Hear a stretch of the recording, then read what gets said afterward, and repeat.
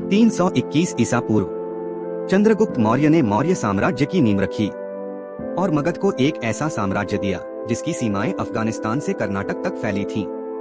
लेकिन चंद्रगुप्त के बाद सत्ता की बागडोर संभाली उनके पुत्र बिंदुसार ने। बिंदुसार, जिन्हें ऐतिहासिक ग्रंथों में अमित्रघात कहा गया, जिसका अर्थ है शत्रुओं का संहार करने वाला। जैन ग्रंथ उन्हें सीसेन और ग्रीक इतिहासकार उन्हें एमिट्रोचेट्स के नाम से याद करते हैं। चंद्रगुप्त की मृत्यु के बाद बिंदुसार ने लगभग 298 ईसा पूर्व सिंहासन संभाला। उनका शासनकाल 25 से अधिक वर्षों तक चला।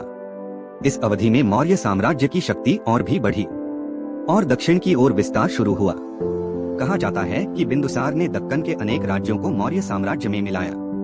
हालांकि तमिल क्षेत्र, चोल, पांड्य और केरल स्वतंत्र रहे। विदेशी ग्रंथ बताते हैं कि बिंदुसार ने सीरिया के शासक एंटियोकस प्रथम से वाइन और अंजीर के बीज मंगवाए।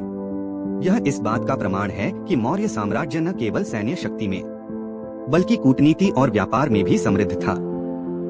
बिंदुसार ने अपने पिता द्वारा बनाए गए प्रशासनिक ढांचे को आगे बढ़ाया। जनपदों, नगरों और ग्रामीण क्षेत्रों में सुचारू शासन के लिए अधिकारी नियुक्त किए गए। सड़क और सिंचाई व्यवस्था को मजबूत किया गया और कर संग्रह को व्यवस्थित रूप दिया गया। बिंदुसार के धार्मिक विचार उदार थे। उनके शासनकाल में बौद्ध, जैन और वैदिक परंपराएं साथ साथ पनपी।